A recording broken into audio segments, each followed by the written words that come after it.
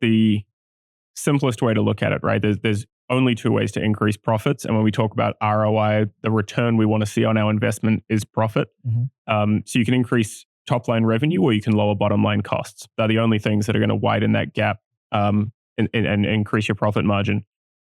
So if we look at that, the simplest one to calculate, and maybe this is why people default to it, is how do we cut costs? Lowering that bottom line margin is like you can very easily say, I've got 500 staff that do this half-hour task, every day. So they're doing it for 2.5 hours a week times my 500 staff. And you kind of calculate that out very quickly. It's actually not super difficult to come to this conclusion that, hey, we can save however many FTEs worth of time. And our FTEs, we're paying this crazy bill. You can see your labor cost. It's always a very large, in fact, almost always the dominant segment of any kind of cost breakdown of a business.